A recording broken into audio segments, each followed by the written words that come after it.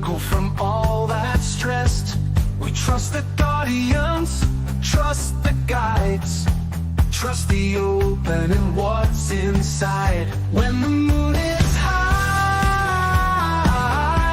it's time to fly. Open your mind, let it all unwind. Let's get disengaged, time to engage. Turn another page, free from your cage.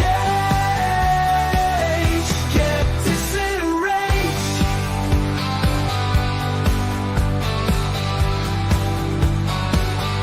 When you feel like you've had enough and the week was busy and tough, you need a break, you need some fun. You need to take time from the run. We'll blow your mind.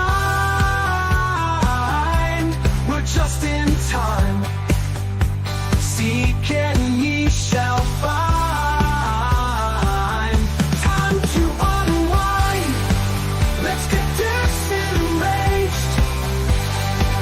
Time to engage. Turn another page, free from your cage. Get disenraged. Aliens, ghosts, spirits in the shadows, spirituality, ultra reality, the Bible, the pagans, all the conspiracies, tarot, astrology, and alternate history. Open your heart to other possibilities and get disenraged. Time to engage.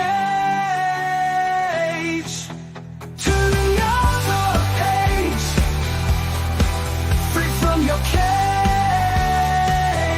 Get disenraged, disenraged, disenraged, disenraged, disenraged.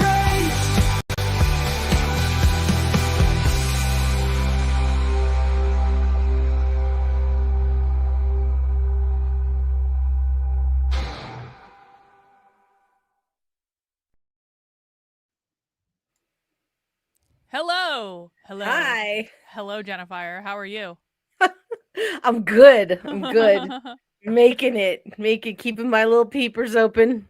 We're gonna do it. It's gonna be okay. We don't have as long of a movie tonight as we have the past couple weeks, and so Yeah. that's progress. I get. Well, sometimes we need a long movie, and that's okay too.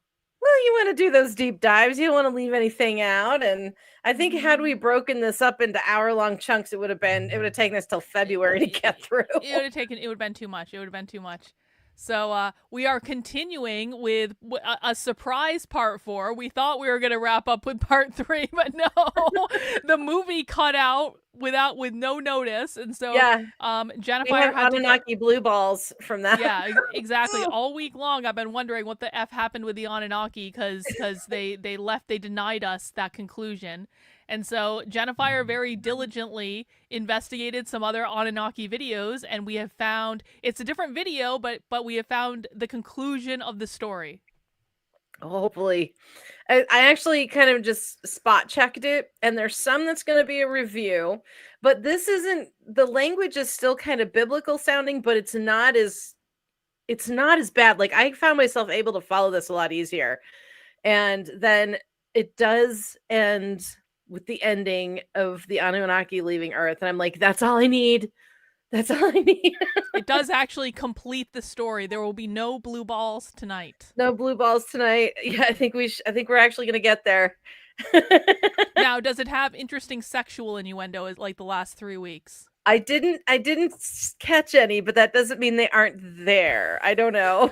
What was the one that we said you needed to write a book about? The House of the Golden Bed or Golden something? Bed. Okay. On that. I want to call you a nasty word because it was that last Tuesday I started writing my next book. All of a sudden, the doors blew open, and I titled it "The House of the Golden Bed." We already have a House of the Golden Bed erotic fiction? This is actually, we manifested this, Jennifer. I manifested this into reality. It's almost done. I'm at 22,000 words. It's going to be another novella. 22? You wrote 22,000 words based off of a title? Yeah. That's crazy. See, Jennifer is a real writer. I'm a fake writer. Jennifer is an actual writer.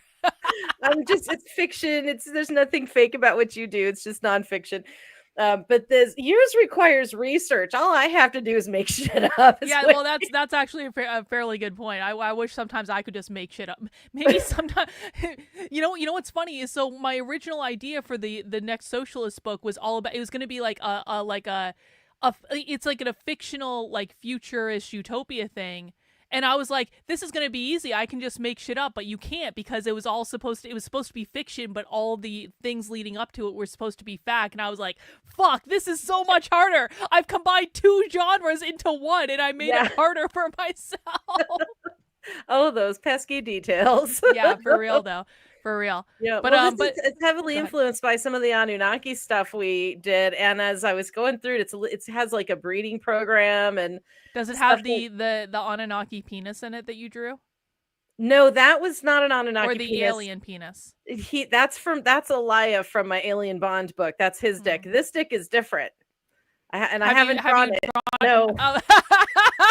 Don't you? Do you want to describe to us your vision for the Anunnaki penis? So, okay. Well, if they're not Anunnaki, though, they're called Tenorans, and they're sort of bat-like, but they're really hot. They're bat-like? Yeah, they live like in a vampire? cave dwellers. Yeah, they're subterranean. They're not vampires, but they are subterranean. And so they have they're humanoid with really big bat-like ears, and they have kind of shorter noses with slits, glowing gold eyes.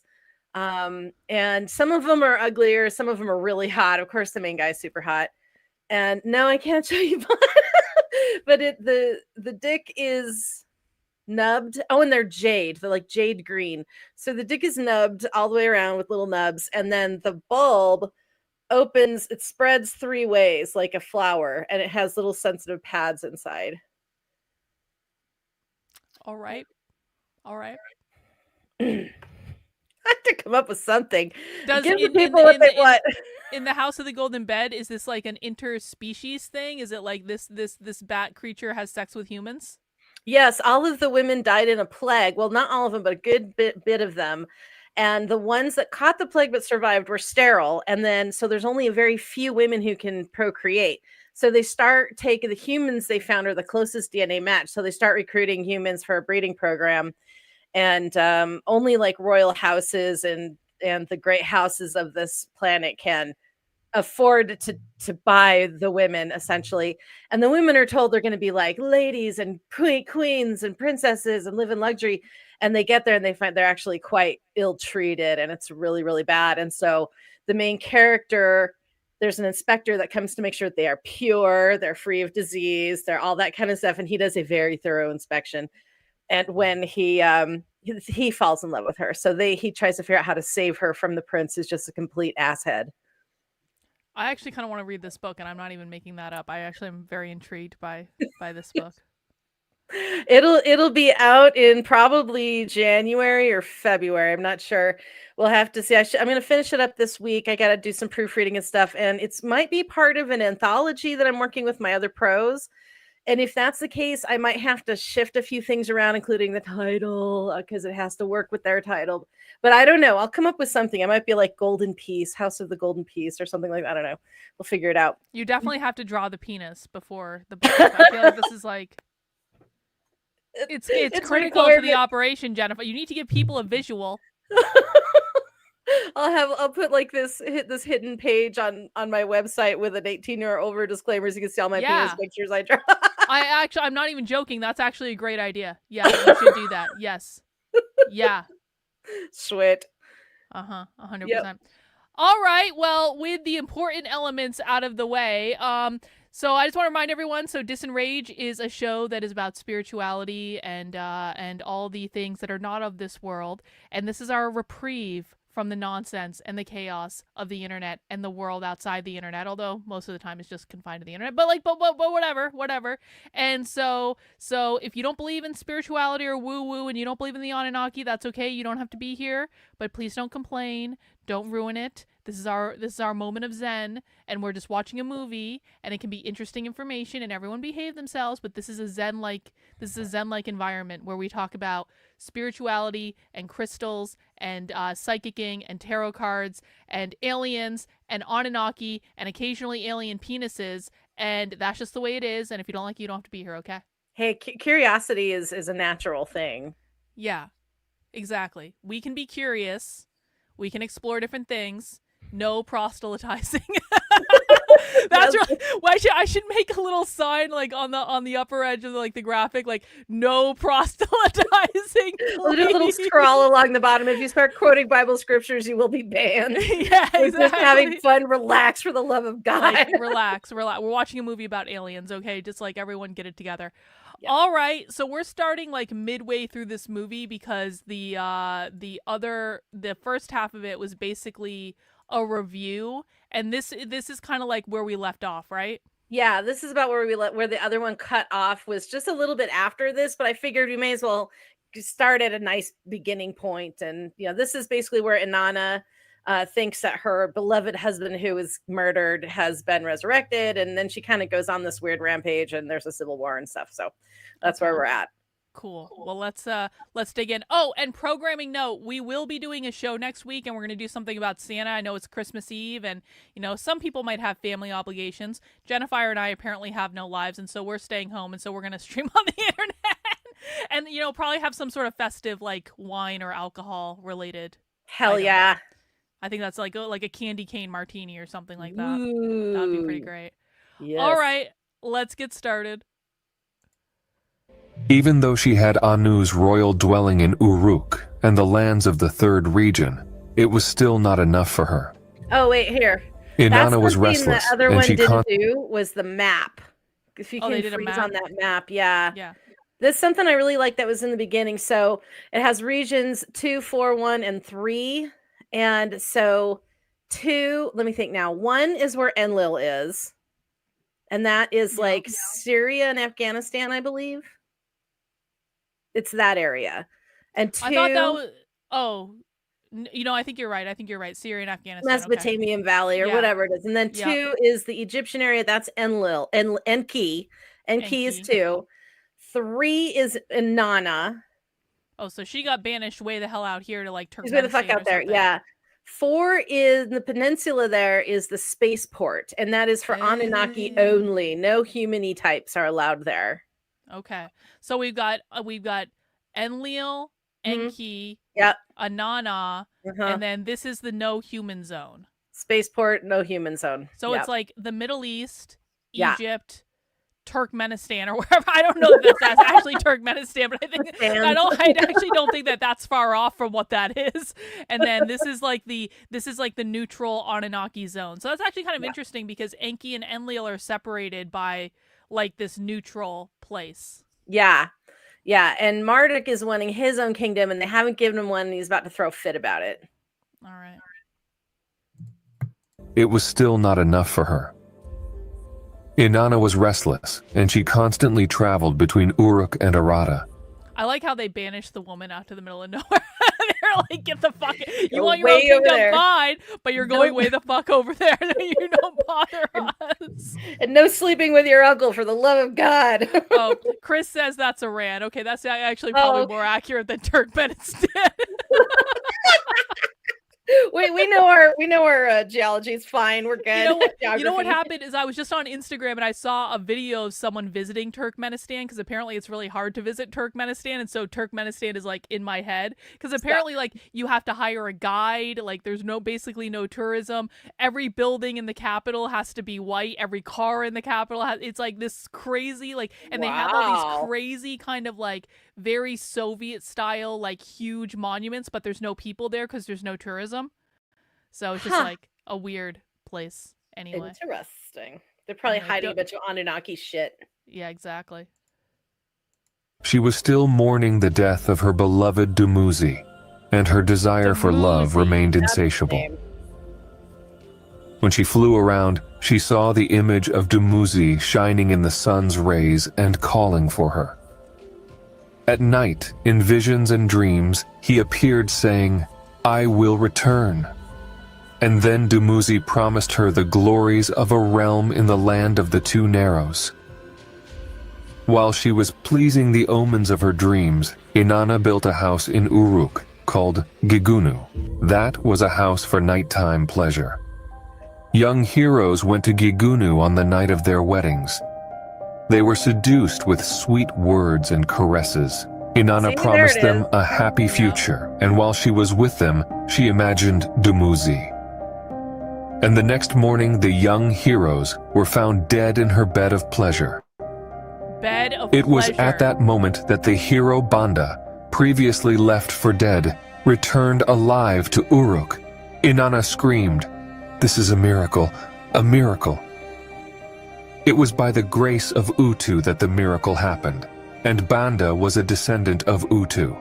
But Inanna understood that the power of the miracle had been granted to her and to the region of Uruk.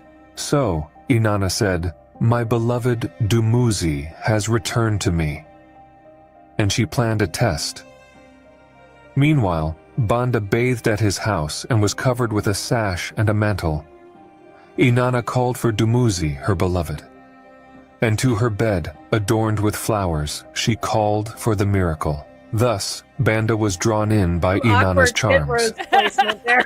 And when the night was over, in the morning, Banda was alive. And with joy, Inanna cried even more.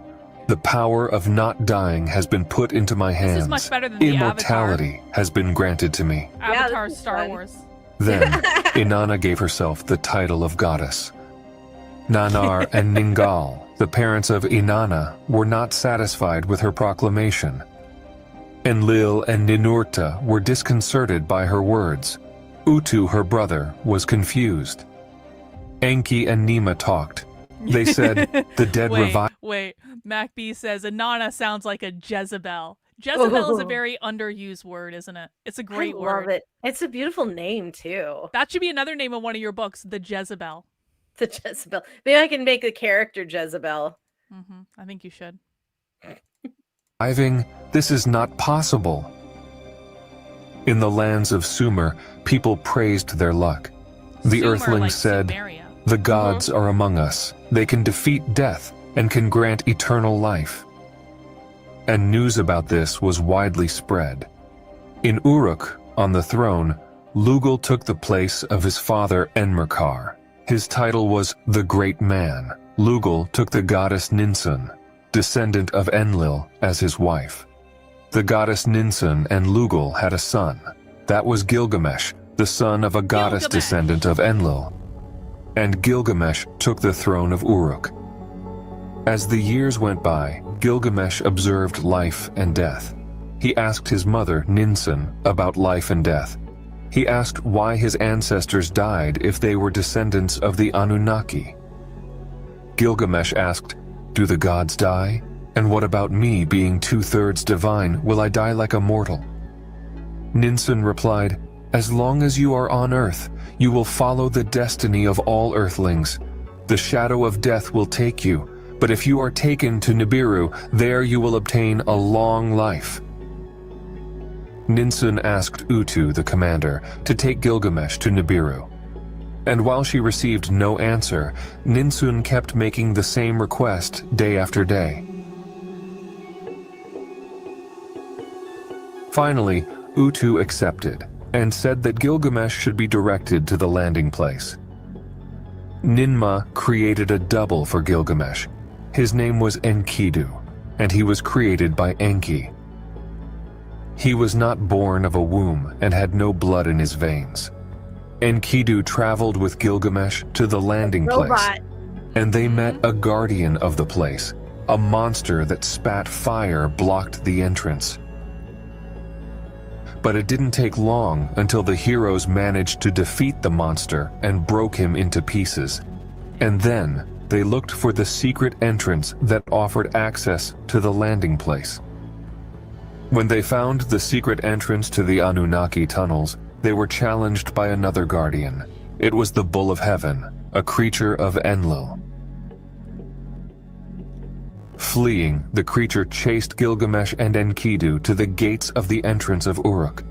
And before the city walls, Enkidu defeated the monster. When Enlil heard the news, he cried in agony, and his lament was heard up to the heavens of Anu. In his heart, Enlil knew very well this was a bad omen. For having killed the Bull of Heaven, Enkidu was punished with death in the waters, and Gilgamesh was absolved, as he had received instruction from Ninsun and Utu. Still seeking the long life of Nibiru, Utu allowed Gilgamesh to continue towards the place of spaceships. And thus, after many challenges, Gilgamesh found the land of Tilman, the secret and forbidden region of the Anunnaki, the fourth region.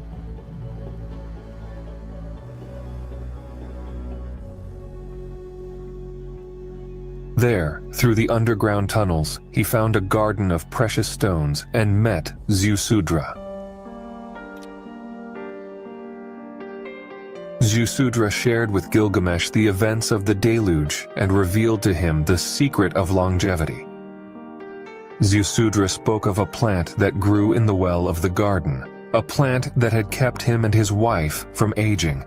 This plant was unlike any other on Earth and could restore a man to his full vitality and strength. Ziusudra told Gilgamesh that this gift came from Enki, offered with the blessings of Enlil, granted to him on the Mount of Salvation. Driven by the desire for longevity, Gilgamesh took advantage of Ziusudra's and his wife's slumber, tied stones to his feet, and dived into the waters. He seized the plant of long life and pulled the youth plant from the depths. He stored the plant in his pouch and rushed through the secret tunnels, finding his way back to Uruk. Exhausted from his journey, Gilgamesh fell asleep. As soon as sleep took him, a snake was attracted by the fragrance of the plant. While Gilgamesh slept, he did not notice that the snake stole his plant and vanished with it. Talented snake. Upon waking the next morning, Crafty. Gilgamesh realized he no longer had the plant and realized he could not achieve longevity. He sat and wept. Gilgamesh Snakes returned don't to last forever Uruk now. empty-handed, Yeah, and there well, met that's his that plant fate that- as a mortal. Hang on. Then Harsak brought from Nibiru Yep. that he helps them all regenerate and stuff. Procured by the snake. Pesky little snake.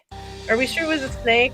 7 It says kings snake. reigned in be a Uruk after metaphor. Gilgamesh. Could be. That was the land of Unug-Ki, later known as Uruk, and it would become called Erech in the Bible. This was the region of heroes and demigods. That was the year 1000 in Earth account. That's when the royalty of the first region was Something I like transferred about to this thing in Ur, times. the city of Yeah. Nanar and Ningal. Marduk, a Ra, in the land of the Two Narrows, in the second region, observed all movements attentively. He saw all the matters occurring in the other regions. He observed the comments on the visions and dreams of Inanna, who insinuated herself over the entire domain of Dumudzi, speaking about his return. Inanna was not content with what she had. She planned more and awaited Dumuzi's return It's to like a have her woman, always powerful needs and more, dreamed reign. never happy. Thus, Never Marduk, happy, not good Ra, enough. was disturbed and felt that some She's got all. Look at all this space she has. I know. she She's could got all that. expand. Like she could go into Asia. Not good enough. No. Nope. She's got all this water line. Like, like, she's I'm having basically a- controls Israel, which is like, I mean, obviously the most important thing to everyone. Yep. So there's not enough bathing pools. Yeah, exactly. Whatever it is. Ungrateful woman Ungrateful. again. Mm-hmm. something needed to be done. To counter Inanna's expansion plans, Yeah, she's the Marduk first was Zionist. determined to find answers about death, resurrection, and You know, immortality. I mean, listen, if the Jews are the descendants of Inanna, that actually would explain a lot, wouldn't it?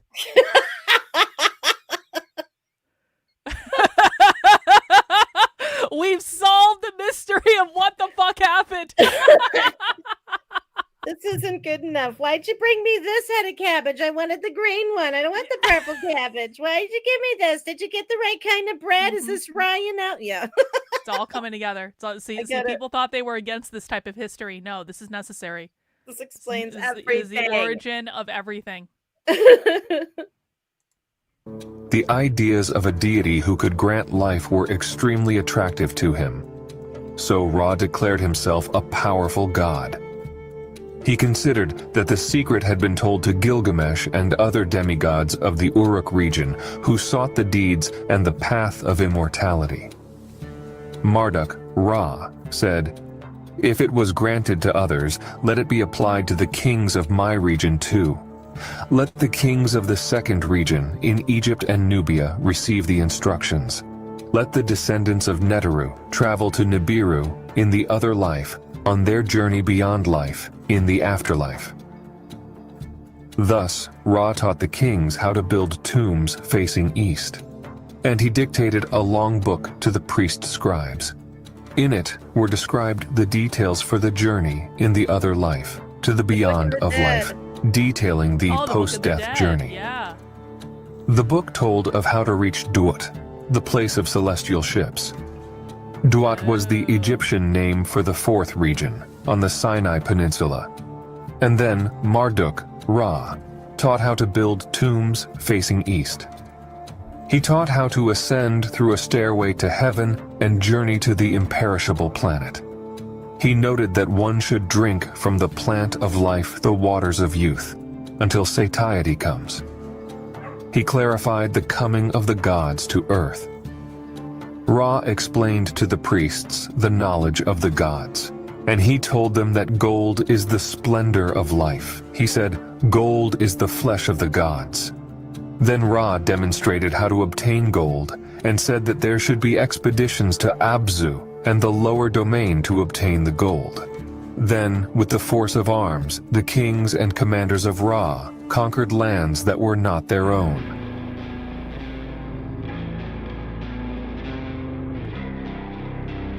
This looks a little Marduk, medieval. Ra, invaded the Hello. lands of Very his Roman. brothers, That's and they very complained to Enki, Marduk's father, known That's in Roman, ancient you're right. Egypt as Ptah. Enki, Ptah, talked with his son Ra. But Ra did not listen to his father. The plan in his heart was to become the lord of the four regions. And in front of his father, unyielding and determined, Marduk, Night, Grandma Ra, Nay. pronounced, "The earth is mine, and I will rule the entire planet." I'm digging the soundtrack here. I do too. I like it. See, this is like I'm sorry. Like this is why AI is so cool. Honestly, like we can all make our own soundtracks, we can all make our own movies, we can all write our own songs, we can make our own art, and I think I stand by the notion that it actually makes people who do this stuff without AI more valuable. Oh. You know what I'm saying? Well, it definitely opens up worlds that like we didn't have before. Before it would just be like words on the screen or some guy talking in an office, and now they can do this. It's a lot more entertaining. It's cool.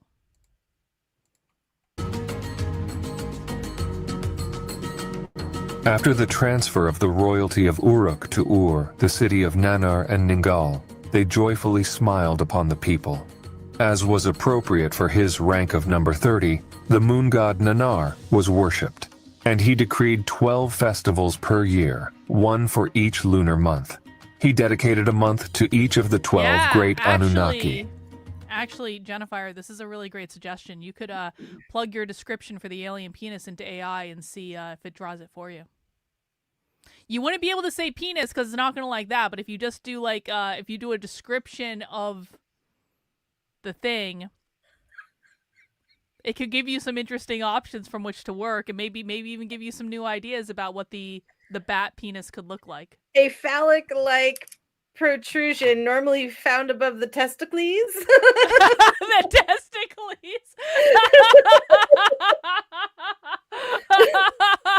Yes, exactly.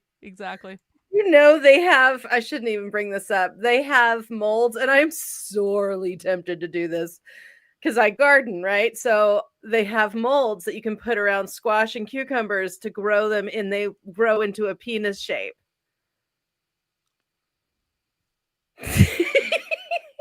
I'm not kidding. Really? Yes. They're little clear plastic molds that you snap over little baby cucumbers, and they grow into them. And they're, you know, they're this big, and why do they have that? I wish I knew, but somebody just went, gee, I wonder, because you know they have molds that they grow like pumpkins in sometimes to make them square. They have some where they're like actual skulls. I saw this guy grow a skull pumpkin, so like that's a cool idea. Yeah, so you could carve it in with the eyes and stuff during Halloween. It was actually a skull pumpkin, and then someone just went, dicks. Why not? Because boys are very proud of their dicks, and women don't hate looking at them, I guess. People are so creative. You just never know what they're going to come up with. True. And so, it spread throughout the first region, for both the great and small Anunnaki gods. Sanctuaries and temples were built, and so the people could pray directly to their gods. In the first region, civilization spread from Sumer to other neighboring lands. In the cities of men, local rulers were appointed as righteous shepherds. Artisans and farmers, shepherds and weavers exchanged their products throughout the region. Laws of justice were decreed. Trade, marriage, and divorce contracts were honored. In schools, the young studied. The scribes recorded hymns, proverbs, and wisdom. Abundance and happiness were spread across all lands. Disputes and invasions also existed. Meanwhile, Inanna in her celestial ship went from land to land. Near the upper sea, she frolicked with Utu, and also went to her uncle Ishkur's domains. Inanna liked to call Ishkur Dudu, beloved, and during her flights, Inanna took pleasure in the people who inhabited the upper plain between the two rivers. She found the sound of their language pleasant, and she learned how to speak it. They gave Inanna the name of Ishtar, and this was the name of the planet Lahamu in their language. It was they who named the city of Uruk, and in the language of that people, Ishkur was called Adad, and Nanar was known as Sin. The city of Urim was called by then as Ur, like we are already calling. Ki-Engi was named as Sumer, land of the lofty watchers. Utu, the bright sun, was named Shamash, and Enlil came to be known as Father Enlil, while Nibru-Ki became Nippur. All this was a stark contrast and a glaring difference. In the second region, Ra did not allow diversity, for he desired to reign alone. Yo! Ra proclaimed Ra was a fascist. No diversity allowed. Basically a Nazi. The first Nazi, Ra. I'm trying to think if Ra was, I think he might be Enlil. Remember how they kept changing their freaking names? Yeah. I think Ra was Enlil. Or it's Marduk. I don't know. One of the two. Claimed that he was the oldest of heaven, the firstborn who is on earth from the earliest times. He decreed that hymns should be sung this way, and that he wished to be called and known as such by the priests. Lord of eternity, he who made perpetuity, presiding over all gods, the one who has no equal, the great lone and unique. Ra pronounced, I am Ra, and I am above all other gods. Then he attributed his powers and attributes to himself. No gods before Ra me. continued, I am like Enlil for lordships and decrees. I am like Ninurta for the hoe and combat. I am like Adad for thunderbolts and thunder. I am like Nanar to light the night. As Utu, I am Shamash as Nergal. I reign over the lower world. As Gibil, I know the depths of gold from where copper and silver come. It was I who found it. As Ningishzida, I command the numbers and their count. The heavens speak of my glory. Dude was really full of himself. At these proclamations, all the Anunnaki leaders were greatly alarmed. Marduk's brothers decided to talk to their father, Enki, while Nergal relayed his concerns to Ninurta. Enki, Ptah, went to talk with Marduk, Ra. He you asked, guys need to "What step happened? in." Your claims Yeah. are unheard of." Your kid's out of control, dude. Marduk, Ra, said, "Father, it's the heavens. The heavens speak, and they speak of my supremacy." Marduk continued, Wow. "The bull of heaven, the sign of..." I just love that. Kid gets out of control. Everyone starts worrying. They go to the father and Enki, and they're like, "Bro, what the fuck? Rein it in." And the kid is like, "I cannot, father. I have been destined for this by God. They have told me I am superior." I've heard the message of the Lord. The heavens speak, and they speak of my supremacy. Oh, Yeah. I love it. I love it. Oh boy. Enlil's constellation was slain by his own offspring. In the heavens, the age of Ram, the age of Aries, my era is coming. My The era. omens are unmistakable. Then, from his dwelling in Eridu, Enki examined the circle of 12 constellations. On the first day of spring, at the beginning of a year, the sunrise was carefully observed.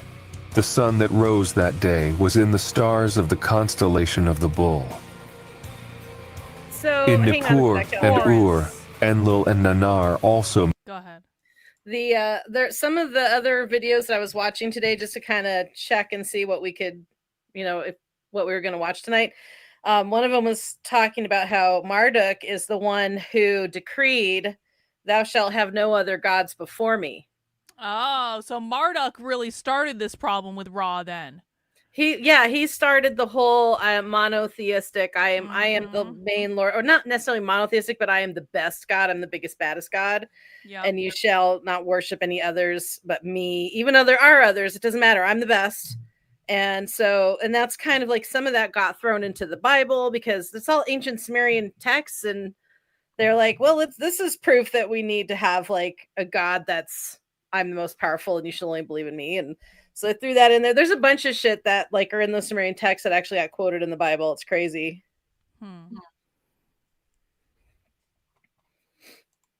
made the observations. In the lower world, where the station of instruments was, Nergal confirmed the results. The age of the rams was distant. That was still the age of the bull. It was Enlil's bull. In his domains, Marduk did not back down from his assertions. He had the support of Nabu, his son. To domains that were not his, he sent emissaries to announce that his time had come.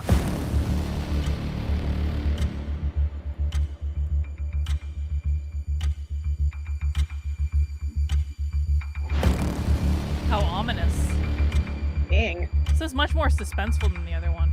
Yeah, I'm The kind of Anunnaki like, leaders I wanna asked for watch the Ningishzida first to one teach you guys people did. how to I know. I want to watch this now because like this has like the pauses. You know what I'm saying? Like the other one had a lot of information and like it had some really funny lines and all this stuff, and I appreciated it, but there was no break. You couldn't breathe. Yeah, true. This definitely kind of gives you a moment to appreciate the drama. Exactly. observe the sky. In his wisdom, Ningishzida conceived stone structures. Ninurta and Ishkur helped build them. In the established lands near and far, they taught people how to observe the sky, showing the people that the sun still rose in the constellation of the bull. In those times, after the Anunnaki declared themselves as gods, they now depended on the support of humanity. Enki watched these events with attention and sadness. That's He how they pondered kept how humanity fate in could their be being place. distorted. What do you mean? By saying we created you, we're the gods, even though they aren't technically gods or deities, but they can say we are the gods, we created you, we're immortal essentially as far as you're concerned. So you worship us, you stay in your freaking place, you do what we say, you obey, and that kept humanity in line. Well, weren't they a lot bigger too? Yes, they were Yeah. much taller. So it's not like out of the realm of possibility that humans could be like, yeah, okay, yeah, you. Oh, okay. we'd be like, yes, sir. Mhm. Yeah, You're we're bigger not than fucking me. with you. Mhm. Exactly. In the first region, the Anunnaki decided to unify the lands under the name of just one leader, desiring a warrior king. Thus, Inanna was assigned to the task of finding the suitable man for this. Inanna indicated to Enlil a warrior whom she had found and loved during her travels. He was the son of a commander of 4 garrisons, and his father's name was Agade. His mother was a high priestess. Enlil offered him scepter and crown. He received the name Sargon first, righteous regent. Sargon! Hey! As in Nibiru, a new crown city was established to unify the lands. That was called Agade, the unified city, and it was not far from Kishi. Agade unified the lands of Sumer and Akkad. Enlil granted powers to King Sargon, and Inanna accompanied her warriors with her weapons. Is that where he All gets lands from the Sargon of lower sea to Akkad the or upper Akkad? sea obeyed I- Sargon's command. I don't know where I don't know, and I don't really know anything about him, to be honest, or like the lore behind that. But I mean, it comes from somewhere. But I have a hard time believing it's from this specifically. You know what I'm saying? Well, it was a Sumerian. I think he's in the Sumerian list of kings That makes sense then. because that's when they started. They have that tablet, and it has all of the list of the first Sumerian kings, and many of them lived for thousands of years. Oh, maybe you did then. Yeah. I So don't know. So I don't know what this means. Billy Carson got cooked by Wes. Aaron, can you explain to us what exactly this means? Can you decode this for us? I know who Billy Carson is because yes, he's like right. the black guy that's like an expert in the Anunnaki. I have no idea who Wes is. Yeah, but we have no idea who you're talking about. So can you explain? I think who Wes would be. Who is Wes? Yeah. We don't know who that is. All right, well, we'll just see. Thus, all his troops were stationed at the borders of the 4th region to protect it. And Marduk, It was a Ra, dream? Okay. constantly observed the movements of Inanna and Sargon. Caution was the word of the moment. And Sargon made a bold move. He went to the place where Marduk tried to build the tower that rose to the heavens, and proclaimed that it was a sacred ground for Agade. He mentioned imposing the bright heavenly object there. Marduk raced furiously to the 1st region with Nabu and his followers. He went to the place of the tower and said, "I am the sole possessor of the sacred ground, and by me will a gateway of the No, they're not. gods be established." No, they're not. No, they're not, Brian. The Nephilim were they like the slaves? What is the Agigi? Yeah, the Agigi. Yeah. They were a different race. And Yeah. the Nephilim were a form of angel, if I'm not mistaken. So they can't Oh, have been that's the right. creators of man either. No, that's not right, Brian. Sorry. Oh, okay. I guess we don't know anything about that. We're just enjoying a movie, but thanks for dropping Oh, by that's what here. you're talking about. Okay. All right. I don't know. Do you know what that's about? Nope. But now I understand what the reference is. Didn't Billy try to say he was sick and that's why he lost? Well, maybe he was actually sick. No, this is not correct. Sorry, Brian. No, No, Nephilim they mated with earthly women and they created a race of giants. That's one of the reasons it said that God sent the flood was to get rid of them because they were abominations. There you go.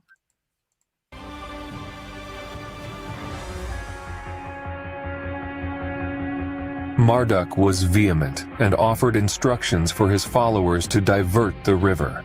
They raised dikes. Yes, bro. Yes. In my opinion, in the opinion of people who study this stuff, in the opinions of everyone in the chat, you're the only one who has this opinion. Now, I don't want to argue with you. We're enjoying a movie. If you don't want to watch the movie, you don't have to be here. But we're not going to argue. This is not the school of thought that we're in. You can go somewhere else and have this conversation. Yeah, it's not about who's right and who's wrong. It's just different ideas. And walls at the tower place. They built for Marduk a new house. It was called Esagil, the house for the utmost god. Nabu named it Babylon, the gateway of the gods, in honor of his father, in the heart of Eden. Thus, Marduk settled in the midst of the 1st region, in the heart of Eden. With this, the wrath of Inanna knew no bounds. Armed, their followers attacked Marduk's followers. The blood of the people was shed, unlike anything ever seen on Earth before. Nergal traveled to Babylon and met his brother Marduk. He asked Marduk to leave Babylon for the good of the people.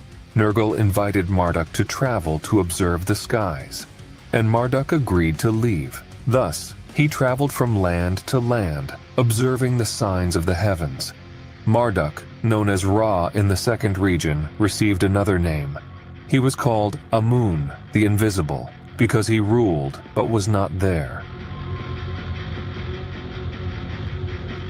For a time, Inanna calmed down and carefully watched the two sons of Sargon, who were his successors.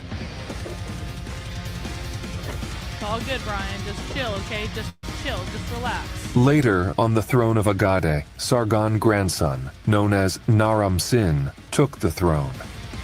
That's a cool sword. Ooh, I like that sword.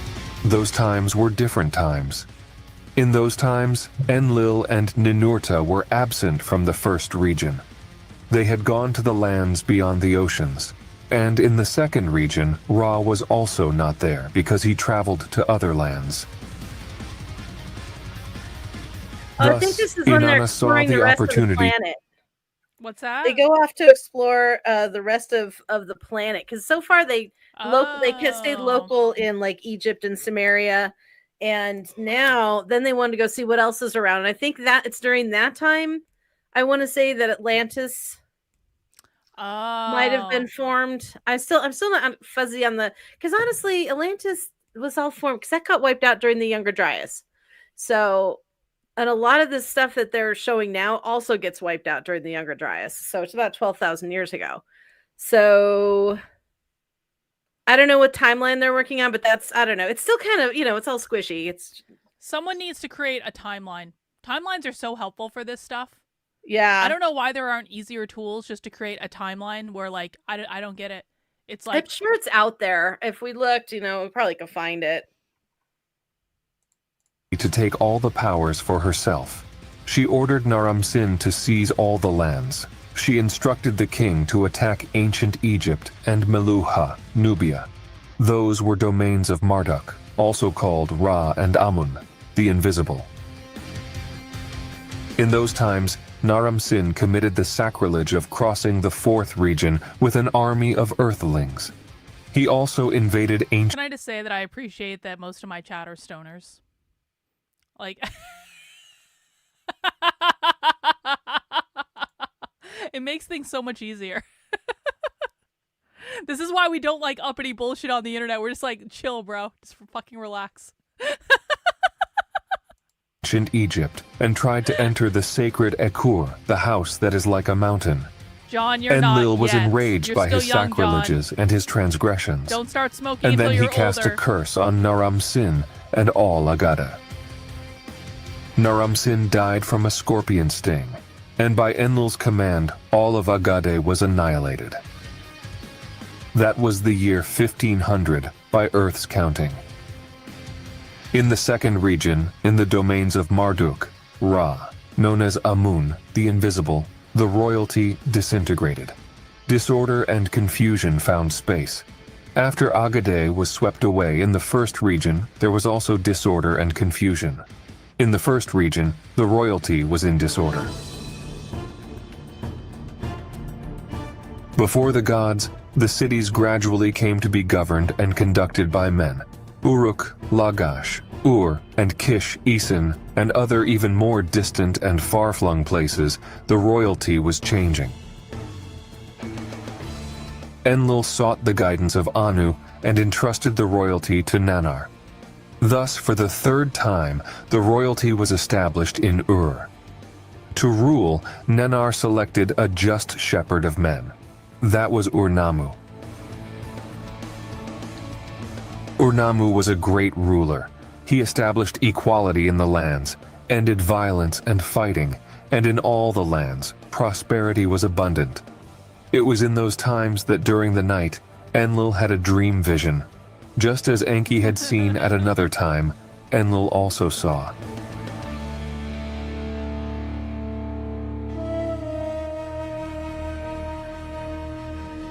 It was the image of a man shining and radiant as the skies. He stood beside Enlil's bed, and when he approached, Enlil observed and recognized Galzu, the white-haired one. In his left hand, he held a lapis lazuli tablet on which the starry heavens were drawn. The heavens were divided by the signs of the 12 constellations, and Enlil could recognize. Galzu signaled the shift. The sign of the bull was no longer pointed out, and 3 times Galzu pointed to the constellation of the ram.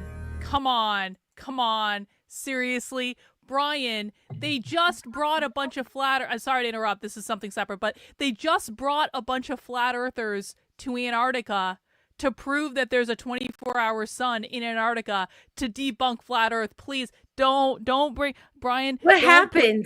So basically, so there's like flat earth. I know more about this than I should. Flat earth is like an insane but larger community of people than you might think, and they're all obsessed with flat earth, and there's so many of them. And so there's this one, I forget the name of it exactly, but like there's this one organization that basically said, okay, assholes, we will pay to fly you to Antarctica so that you can see that there is indeed a 24-hour sun, so that you can let go of this little fantasy that you have and put it all behind you. It is expensive AF to go to Antarctica. I actually do want to go to Antarctica. I want to go on an Antarctica cruise at some point, because I just think it would be just like amazing. And I looked into it. Oh yeah. But wow. they're like, I mean, a minimum of like $20,000 per person. Like, they're insanely expensive. And so these flat earth retards got a free trip to Antarctica just because they're so unhinged from reality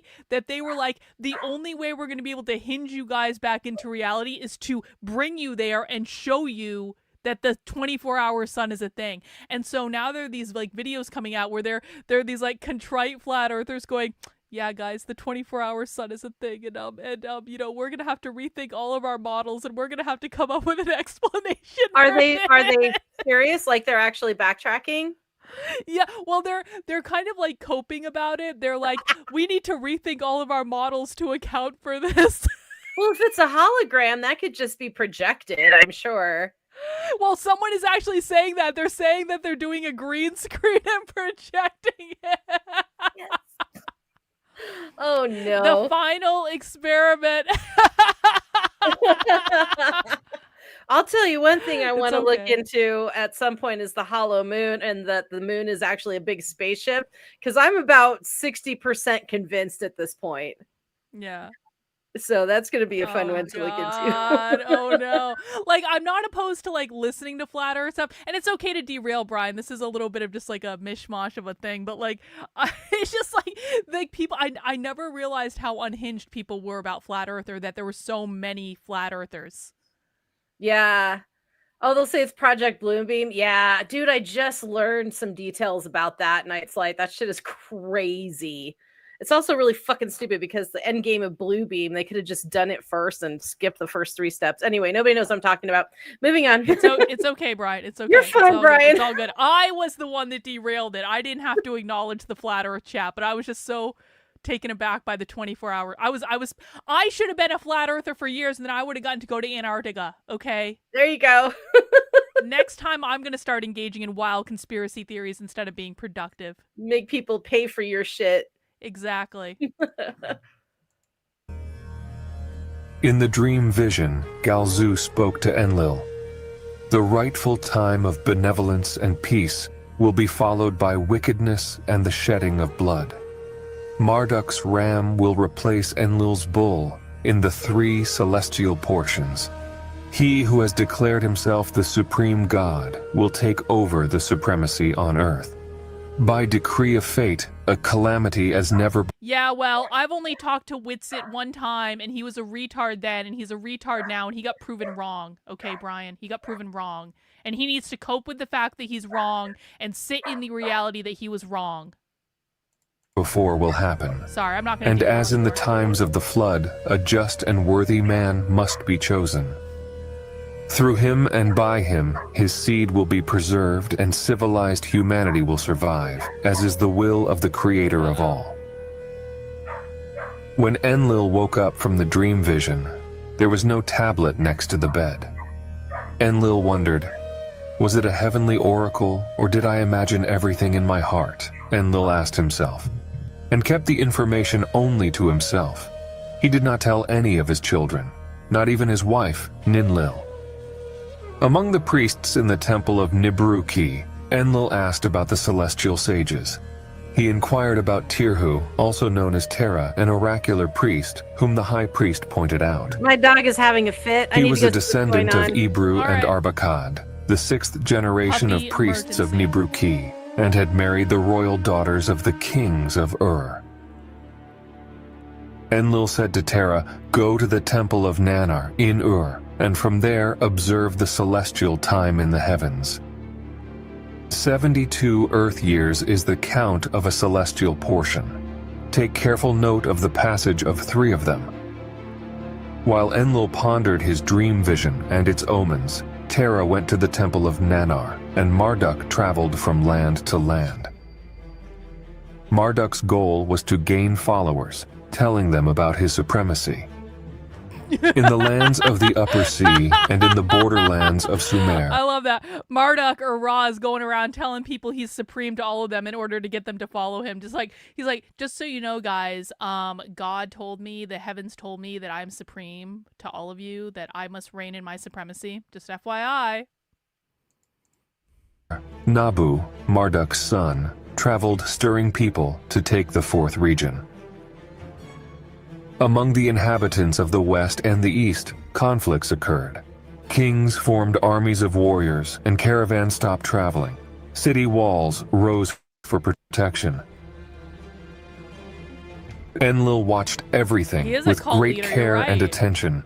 He realized that what Galzu had predicted was really happening. He realized that he should make his decision. Enlil looked more closely at Terra and his sons.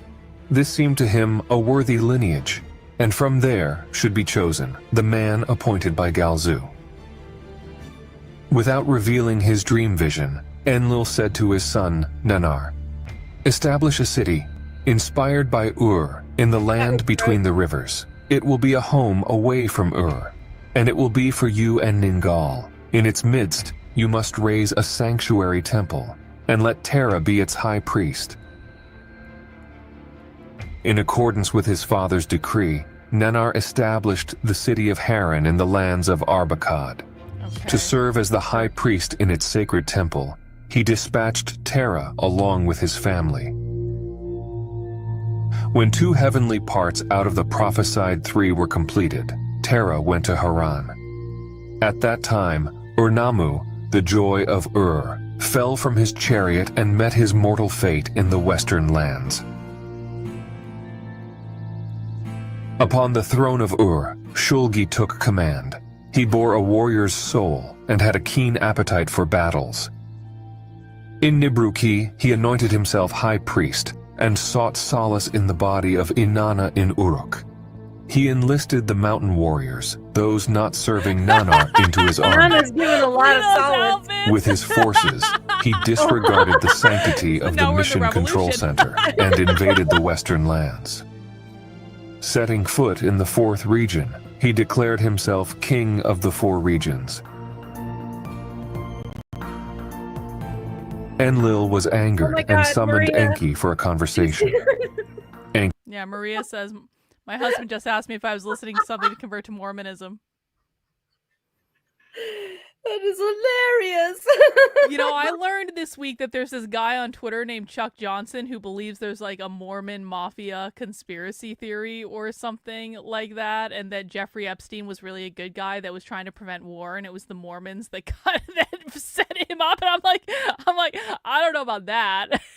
Oh, I swear to God, wow. I swear to God, I was like, and this guy is like, it's so weird too, because this guy has a ton of money. He's actually been involved in like very successful like ventures before. He has a ton of connections, like major big time connections, and he just says all this crazy stuff on Twitter. And half of the time I'm like, you're not serious. Like, you're trying to fuck with everyone. Like this can't be real. But then like people swear it's like, no, he actually believes this, and I'm like, how? I don't know. It sounds kind of like an How? experiment. Like, let me see if I can get people to jump Yeah. on a new conspiracy. See how easy it is to do. Exactly. That's kind of like what I think is happening because it does not make any sense. I'm like, no, bro, you're a smart guy. Come on, Mormon mafia. Enki spoke. The rulers of your region have crossed all bounds. Enlil retorted, Marduk is the root of all troubles. Marduk, the root of all evil. He's bad. While keeping the vision dream to himself, Enlil turned his attention to Terra. Terra had an elder son. His name was Ibru, also known as Abraham. Ah, Abraham. Abraham was a prince, brave and well-versed in priestly secrets. Enlil ordered Abraham to guard the holy places and allow the celestial chariots ascent and descent. As soon as Abraham left Haran, Marduk, who had been wandering through each city and region, reached Haran.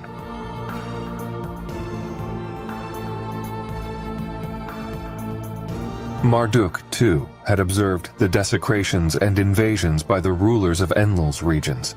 He noticed that this was the harbinger of a new era and a new order. So, on the border with the lands of Sumer, while in Haran, Marduk planned his final assault. 24 Earth years had passed since Marduk arrived in Haran. And then, by a message of the oracle of the temple, he knew that time has come. With tears in his eyes, Marduk called upon the other gods, all of them. Marduk proclaimed, O gods of Haran, O great ones who judge, know my secrets. Just as my belt wraps around me, I recall my memories. I am the divine Marduk, a great god. In my domain I am known as Ra. I was exiled due to my sins and was banished to the mountains. I have wandered many lands, from where the sun rises to where it sets. I reached the land of Ishkur. I lived in Haran for 24 years and sought an oracle in its temple. I asked about my lordship. And the oracle of the temple told me, your days of exile have ended. O great gods who determine destinies, let me return to my city. Let me establish myself in my temple Esagil, and from there install a king in Babylon. Let all Anunnaki gods gather in my house and accept my covenant. Do you know this? Is it Yeah, different? it is. It's part is? of the stuff, yeah. Okay, cool. The Anunnaki gods were perturbed and alarmed. Enlil summoned all Anunnaki for a council. All were agitated about the events, and the position of opposition to Marduk and Nabu was unanimous.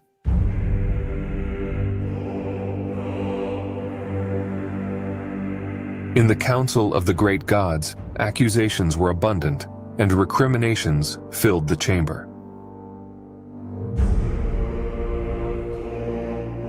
Tension seized everyone. Enki spoke up and advised, no one can prevent what is about to come. Let us accept Marduk's supremacy. But these were only Enki's words. An irritated Enlil opposed, if the age of the ram is coming, let's prevent it from reaching the heaven-earth bond. Let's annihilate the place of the celestial chariots.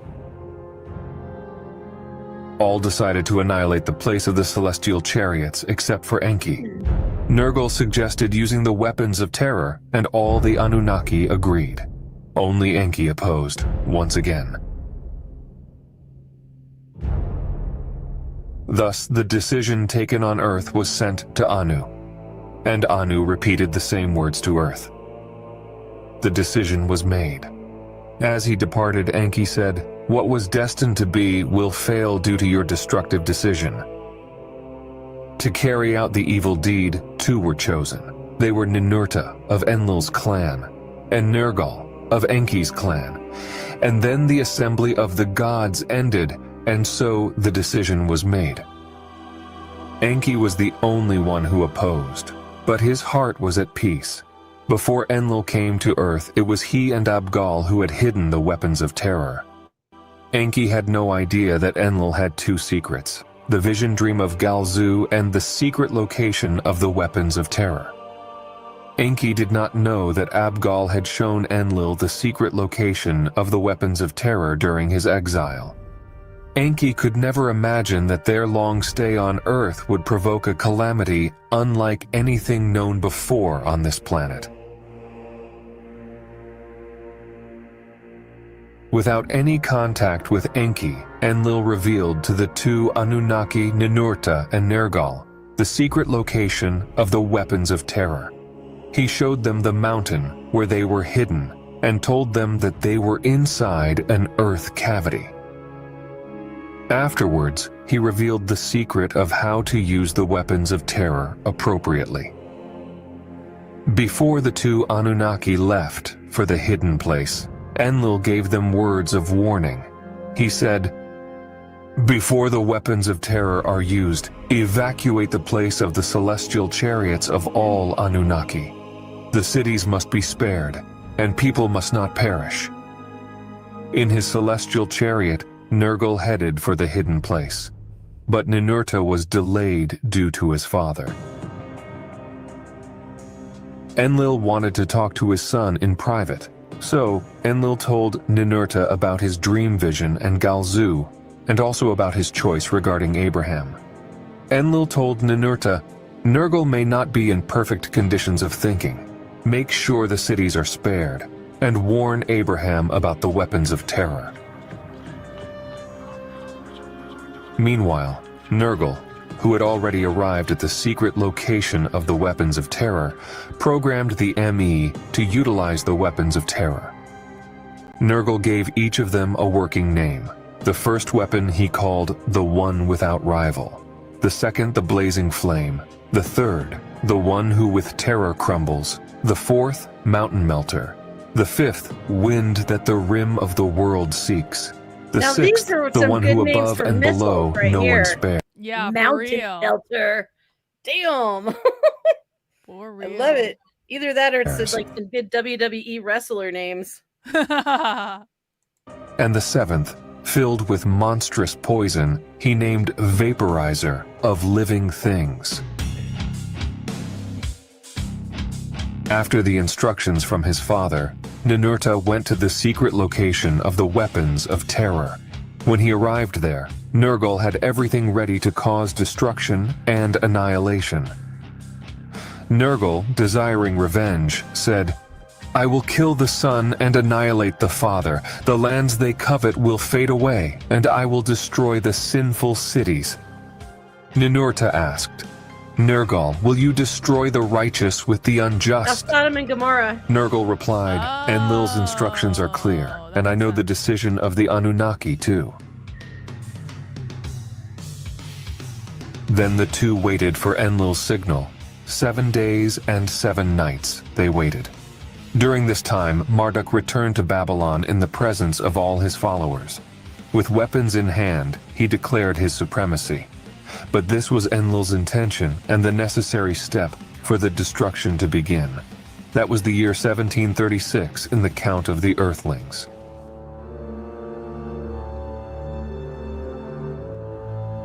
On that fateful day, Enlil sent the signal to Ninurta.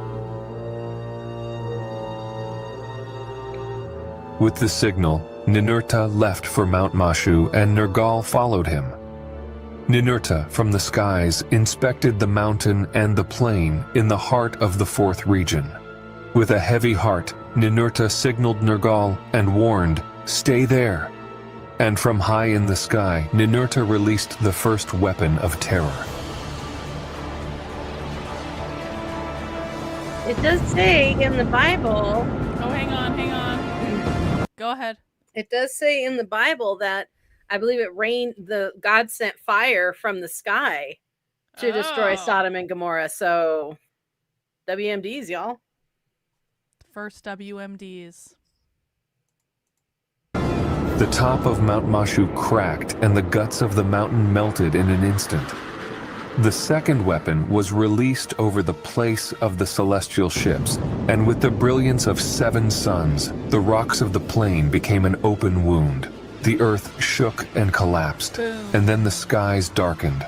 The plain of the celestial ships was covered with burnt and crushed stones. In all the forests that once surrounded the plain, only 3 trunks stood. Ninurta, from high on the celestial ship, from his black bird, affirmed, "It is done." And so, the lands coveted by Marduk and Nabu were forever devastated. Then Nergal said he wanted to be the Annihilator and desired the title of Era through his deed.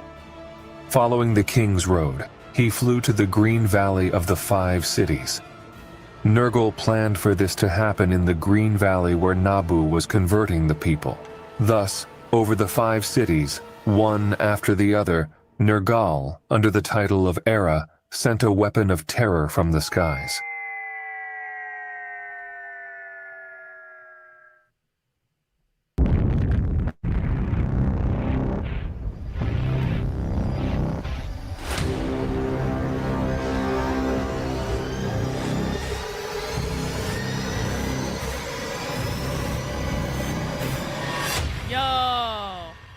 That'll erase an ancient And so, in civilization. a wave of destruction, he completely annihilated the 5 cities of the valley, which quickly turned into desolation.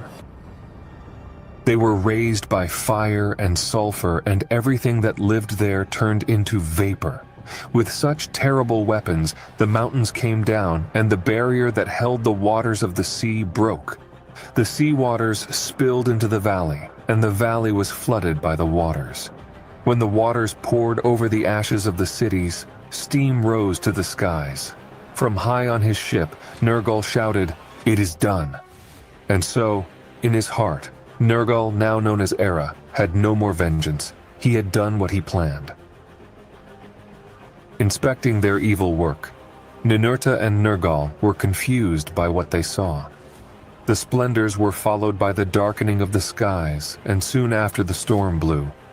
Inside a dark cloud, whirlwinds formed in the sky and an evil wind rose, plunging the sky into twilight. Oh wait, hang on. Someone on Twitter is telling me I'm screwed. Now, why are you interrupting our movie night? Do explain, sir. Does my friend here know what? Yeah. What do you think that Jennifer doesn't know? How exactly am I screwed? Do tell. Do tell, anonymous stranger, just for our amusement. Does it have anything to do with penis-shaped cucumbers? I mean, I hope so. Otherwise, this is just not even worth our time. How exactly am I screwed, sir? What do you think you know? What do you think you're going to do to me? Do tell. Every night. What power you are trying to gain over me that you will obviously not gain, but it'll be amusing for us to watch you try. Always surprises we get. All these surprises. They're like, you dated a pedophile. Okay. Oh, God. That old lark. Yeah. Don't you know that you dated a pedophile and you are totally screwed and oh my God and Is that basically it? Is that what you came here to tell us? Let us know. I hope it's something new. It's never something new, but maybe. True. Bro, you can pretend laugh. No, we're not pretending, bro. We're actually trying to figure out what the fuck you're talking about. So do you have something interesting to say, or should I just go and block you on Twitter? I'm fine either way, but let us know if you actually... Well, he's on Twitter. See, you can see the X. See? Oh, right. This is on Twitter. Okay. This is some retard on Twitter. So you can let us know if you actually have anything on me that that you think is going to destroy me. And if not, shut the fuck up and let us watch our movie. Twitter is a festering cesspool. Find something better to do with your time. Yeah, I think that's really good advice, actually. As the day went on, the sun disappeared and darkness took over the horizon. How Rude. Night came, and with it a dreadful splendor highlighted its edges, causing the moon to disappear, swallowed up in a dense cloud of destruction. When dawn came the next day, coming from the west, from the upper sea, a wind of a dense storm began to blow. And then the dark brown cloud moved east, heading towards the inhabited lands. The dark brown cloud traveled, and wherever it went, it brought the death of everything that... Bro, let's be clear. You've said nothing of value. You've given us nothing to respond to because you've said nothing of value. So I'm going to go and block you on Twitter now because you're interrupting our movie night, and that's very, very rude. Like, is he wrong about what? He hasn't made any... We don't even know what he's claims. talking about. No. Tell us, good sir, why you think I'm screwed. Tell us what you think you know about me that no one else knows. Jennifer, did you know that I dated someone in college who went to prison? I Did you know that? did. Yes. You did? I did. I did? know the whole story. And you haven't canceled me yet? And No. you still want to be... Yes, I absolutely did. I absolutely called for someone who is violating Twitter's terms of service by doxing someone to Which be is a really mass reported. Doxing is shitty. That is one Yeah. of the shittiest shitty things you can do. And all of those people deserve to be reported because that is an awful thing to do to someone Yep, else. Exactly. And in fact, I would encourage anyone on my timeline to go and report Petey for doxing.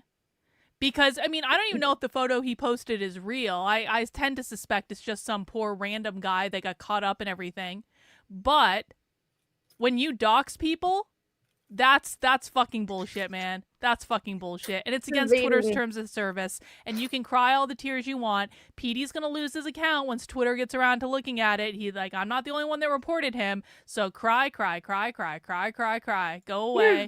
How would you like it if people showed up at your house that you don't know who they are because your address got posted publicly somewhere? Well, I mean, come on. It's even so worse because like these people are running around and playing games and they're doxing random people that aren't even because like what's happening is people are sending them pictures that they're saying, oh, I swear to God, it's this person that you don't like. And then without doing any research, without doing any investigation, they're just posting it as though it's real. And it's like, do you even know what you're doing? Because you could actually really fuck up someone's life if you're doxing the wrong person.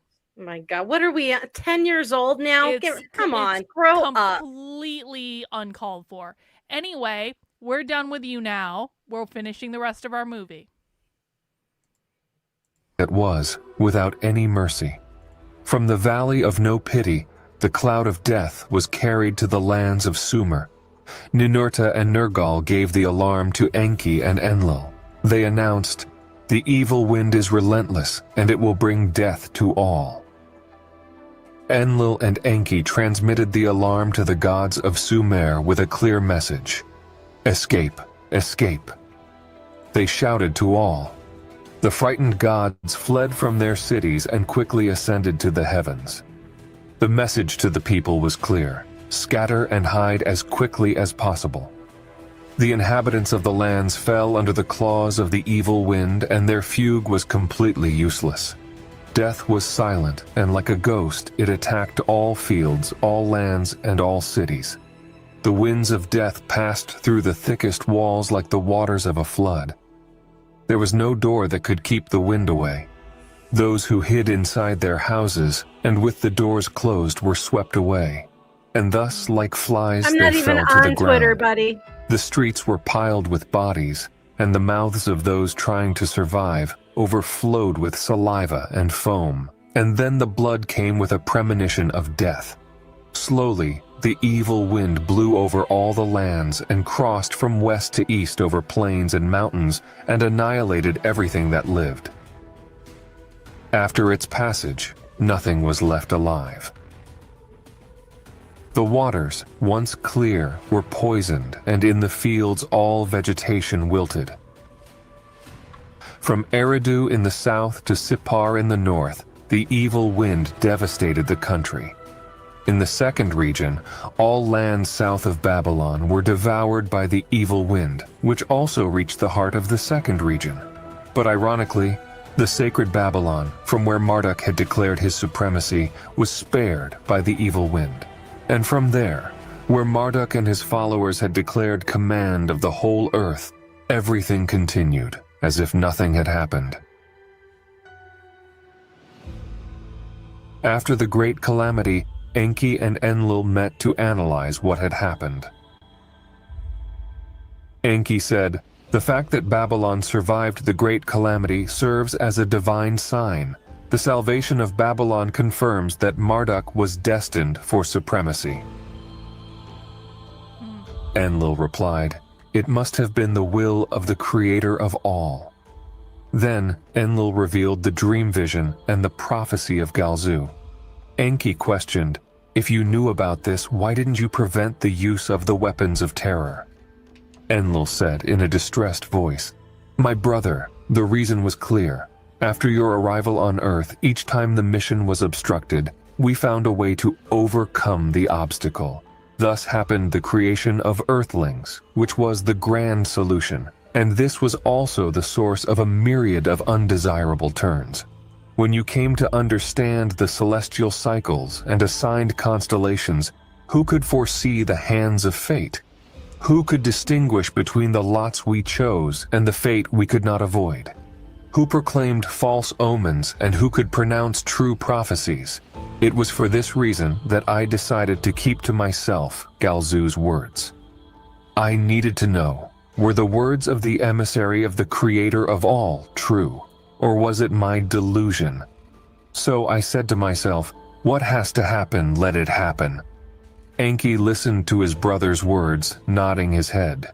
Enki said, "The first region is desolate. The second region is in chaos. The third region is wounded. The place of the celestial ships no longer exists." That's exactly what happened. Enlil said, "So that was the will of the creator of all. And if that was the will, then this is what is left of our mission on Earth. This is exactly what was sown through Marduk's ambitions. So let him reap the seed of what he has planted. Let the 50th position, which was to be Ninurta's, be granted to Marduk, and let Marduk declare his supremacy over the desolation in the regions." Marduk just fucks everything up, and then they're like, "Yep, that's proof he's supreme." As for me and Ninurta, Some advanced we will no species, longer man. stand Sounds in about his right. way. See where we We get will it? go to the lands beyond the oceans, and for the See, reason this we explains so much. Narcissistic man comes in, says, "I have had a calling from the gods that say I am supreme on Earth," and everyone's like, "Nah, bro, nah, you're causing some problems." And then Marduk's like, "Nope, I'm supreme. I'm gonna keep doing what I'm doing." And then no one stops him, and he fucks everything up. And then they're like, "Well, I guess that's proof he was right after all." This is the leadership of men right here. This is men. I think they're saying because when I think it was Enki had a dream of one of the dudes, the celestial guys, saying that the whole purpose of this, not just to save Nibiru, but was to create mankind. And Yeah. that was like, so that was divine. Why couldn't this be divine? Maybe this is what was supposed to happen. Honestly, I think they just threw their feet in the air and went, whatever. Yeah, they're like, "All right, bro. All right. You Yep. obviously want it more than we do, so fine. Fine. Asshole. peace out." Fine."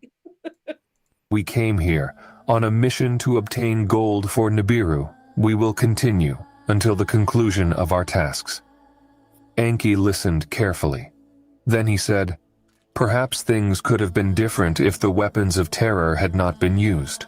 And Enlil replied, "And if we had not heard Galzu's words to not return to Nibiru, what would have happened? Yeah. And if we had stopped the Earth mission when yeah. Marduk, better to reign in hell than serve in heaven. You're not wrong. Based. the Anunnaki I mean, it says a lot about just like, I don't know, believing in yourself, ignoring all your doubters, willpower. That's your best life. I will rule over sand, but at least I will rule. Yeah. Okay. organized the first rebellion. The two pondered. Enki said, "I did what I did, and you did what you did. The past cannot be undone. Isn't there also a lesson in this? Isn't what happened on Earth a reflection of what happened on Nibiru? Is the past an outline for the future? Will humanity, created in our image and likeness, not repeat our successes and failures?" Oh, we'll repeat your failures. Enlil all remained right. silent, and when he stood up to leave, Enki reached out to him and dude, said, there's John. "Let us greet each other as Hey! brothers and as What the comrades who have faced many challenges on a foreign planet." What the hell was that? Sweet.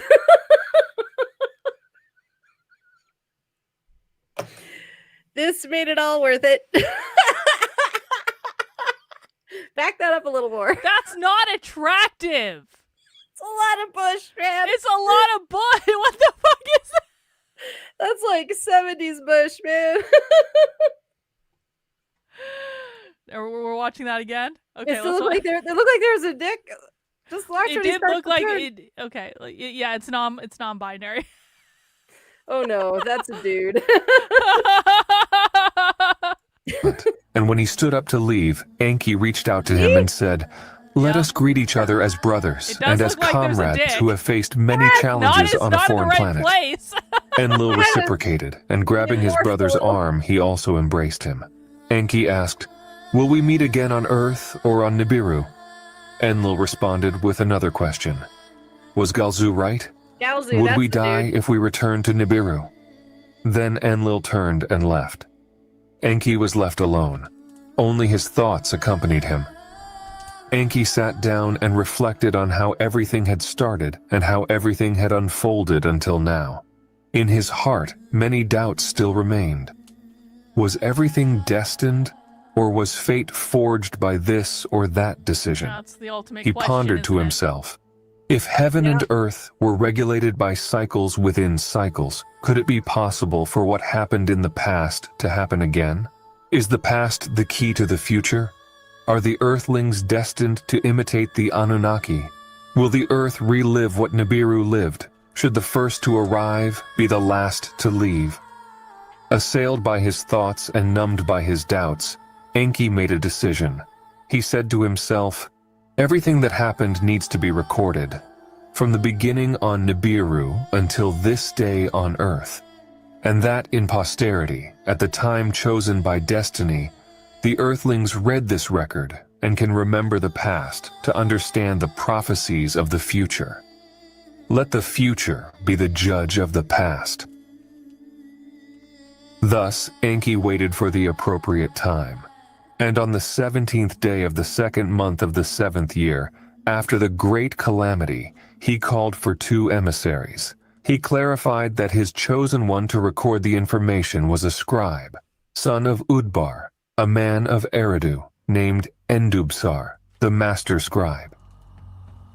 He told the emissaries that they should lead his chosen one by a small ship to the lands of Magan, in ancient Egypt, where the gates are, in the middle of the river of Magan. And there, for 40 days and 40 nights, Endubsar, the chosen one, 40 days recorded and all 40 the nights. information on 14 tablets, and then recorded his own attestation. Thus, Endubsar, one of the survivors who had escaped death during the destruction of Eridu, received from Enki the blessing of the long life. Through the hands of Endubsar, the words of Lord Enki were recorded on the 14 tablets. No word was lost, no word was hidden, and his words traveled through time and Okay, right space here, pause. until in the future, this story Go. So this is where, remember take our time machine to 3 weeks ago when we started this little journey, and the very beginning we skipped like the first 10 minutes or so, Yeah. because it was all about this right here where Enki summoned his faithful servant and he gave him all these instructions about how he was to record his words and not alter any words, and these are the words of the Lord Enki, the great god, blah blah blah blah blah. And he wasn't to eat or drink or anything. He was just to sit there and write. In 40 days and 40 nights, Enki talked and told this whole story, and this dude wrote it all down. And That that kind so of now, sucks. He wasn't allowed to eat or drink. well, maybe he didn't need to. I guess they're I not taking any guess. breaks. I don't think he slept either, because it was just Enki sitting there rattling all this shit up. Can you imagine doing that for a month and a half? I You mean, know, ugh. you would have thought for such an advanced species that has flown through space, that has mined gold, that has done all this stuff, they could have developed like an audio dictation device that could have just like listened but to Enki talk. And nobody could have used it on Earth. They're in cuneiform phase right now. I know, but they brought all this other stuff to Earth. They brought weapons of mass destruction to Earth. They brought spaceships to Earth. True. They brought all this stuff. They're mining gold. And you're telling me you can't like manifest a fucking tape recorder? Writing good? I don't know. But still, They're like, no, the tablet is the best we can do. It's like, all right, Definitely well, need to- that's and just then a lack bury of it. That's just a lot. Yeah, like write it on a tablet and then bury it. Yeah, that's just a lack of creativity on behalf of Enki. Enki, you know what was the problem? Enki was an old man by this point, and he's run out of fucks to give, and he's like, you know what? No, tablet, old school. I don't know. I like the old dog can't learn new tricks. You know, I was doing a little, like, I'm not good at numbers or math, but I was thinking about numbers and math. And technically, since this all happened, since the Younger Dryas was what, 12,000 years ago, 3,000 years is a rotation of Nibiru for one of their years, and they lived like to be 500,000 Earth years or something. Anu could still be on the throne in Nibiru. Enki and Enlil and all these guys could still be alive. True. Because they have said they're going to return, like all good gods say. That's right. Enki could come back someday. We might get to meet this dude. You never That'd know. be Maybe pretty that's sweet. what all the shit in New Jersey's about.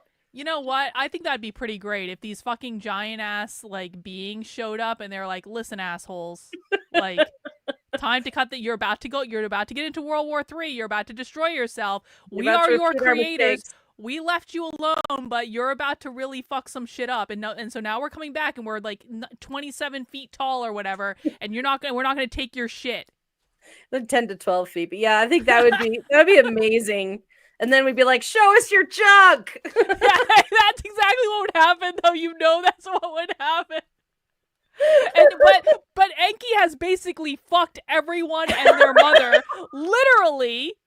And so it's really Enki's fault. And Enki and even more than that, the reason that we know Enki has fucked everyone and their mother is he dictated it onto a tablet. He did. So it's his fault. It's your fault, Enki. You did this. You did You this. spread your dirty little Anunnaki seed All over the universe, apparently. everywhere. Everywhere, literally. Finally found us.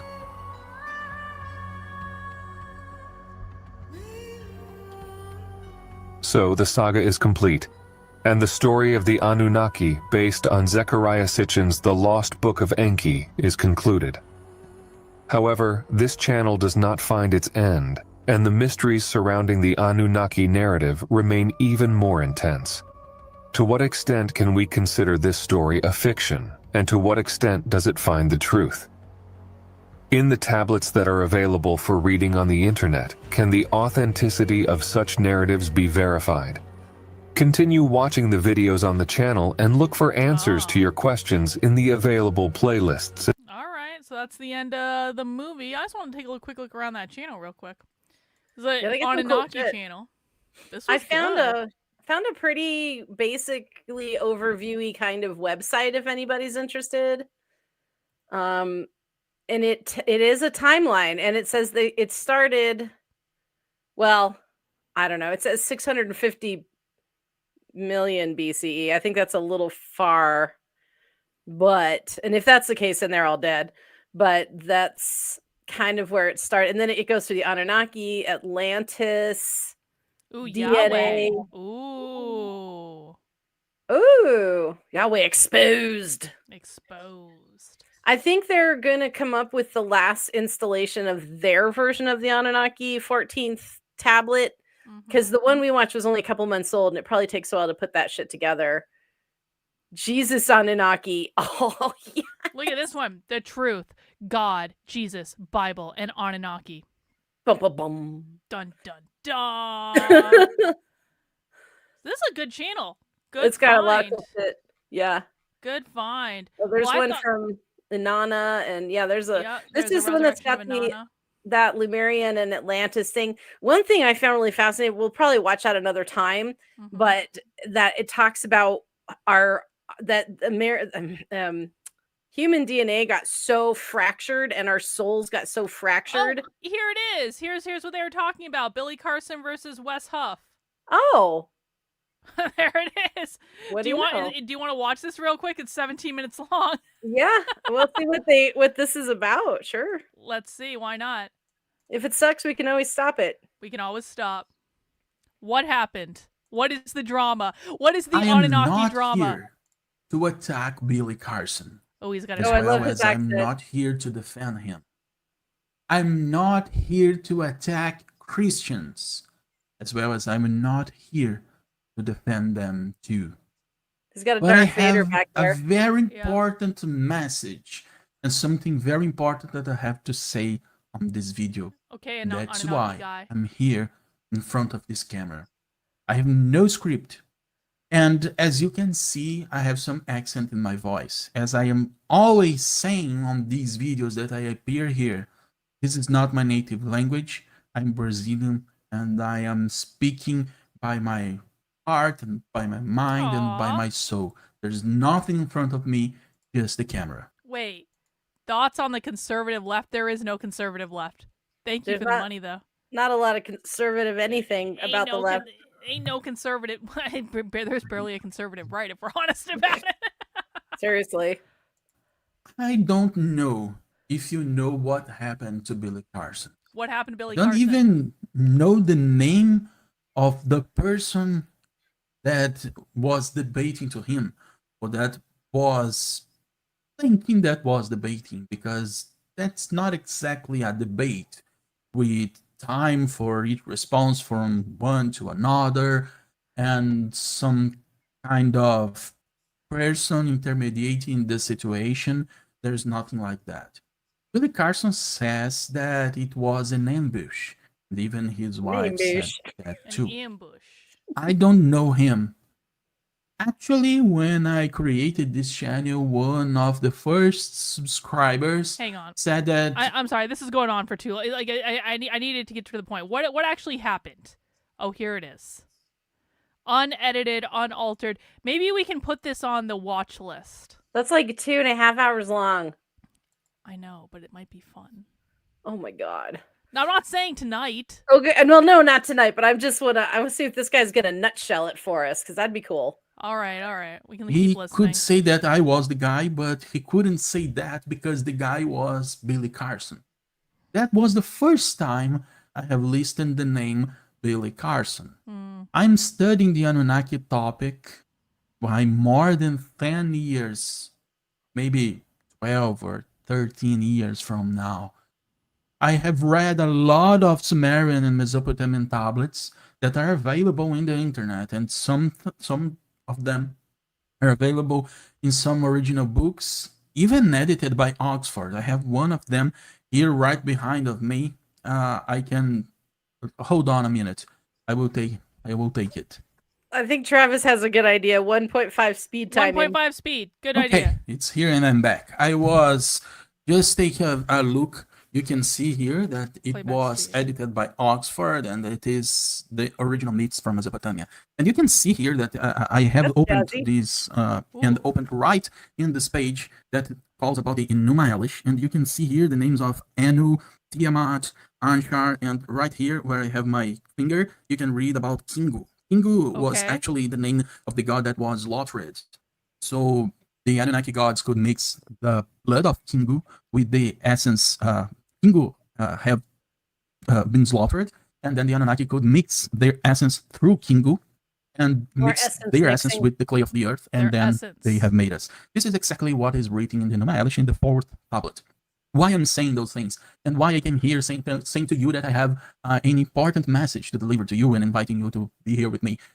Because, of course, that YouTube algorithm works like that. One time that you see one type of content, you will be, you will see a lot of that type of content in front of you.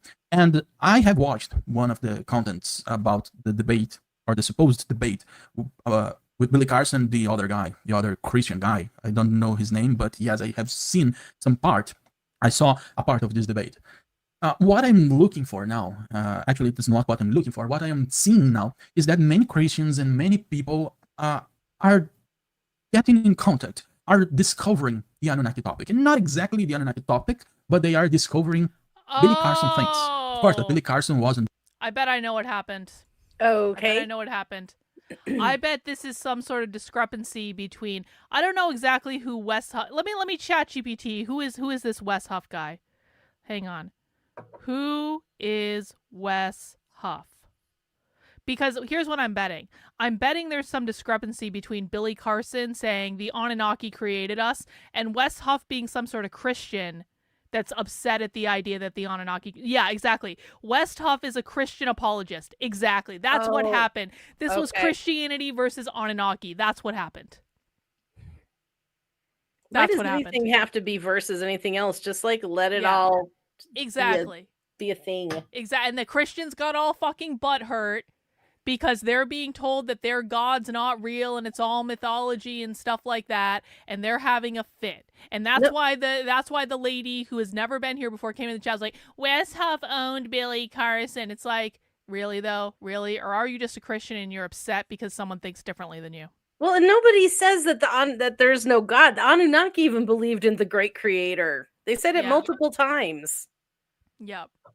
Let me see if I can chat GPT this. What happened in the debate?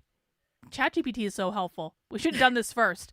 Between Billy Carson and Wes Huff. Let's just see if I'm right.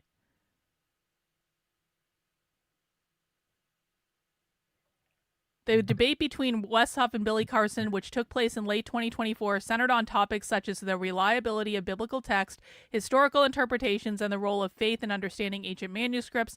Wes Huff, a Christian apologist and scholar, approached the discussion from a traditional, evidence-based perspective on Christian scripture, while Billy Carson, known for his alternative interpretations and focused on ancient history, presents arguments challenging conventional theological positions.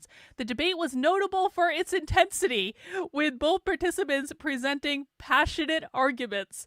This sounds like fun. Huff maintained a calm and we have to watch this, Jennifer. You understand. We might even do this next week for Christmas Eve. This might even be better than the origin of Santa. Come on. We can have a lot of beer or rum or like wine. This is like a great let's all get together and fight. That's like basically That's the holiday spirit, is it not?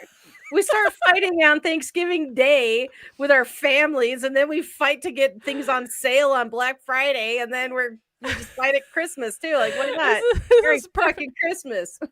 Huff maintained a calm and methodical approach, leveraging his expertise in the New Testament to refute Carson's claims, particularly those he argued were speculative or unsupported by mainstream scholarship. At one point, Carson reportedly became frustrated, describing the format as an ambush, which led to heated exchanges. Many viewers commented on the stark contrast in their debating styles, with Huff praised for his grace and composure under. So apparently Billy Carson lost it and spurred out. I would pay real money to see that. He's so chill usually. I know. So we found our episode for next week. We're watching the Wes Huff Billy Carson.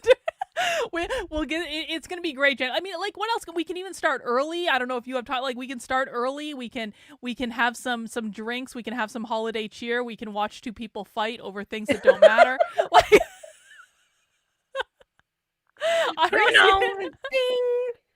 I mean, we can watch Billy Carson lose his shit. You can be pissed off about the Christian like wrongful interpretation of things. You can explain to us the reality.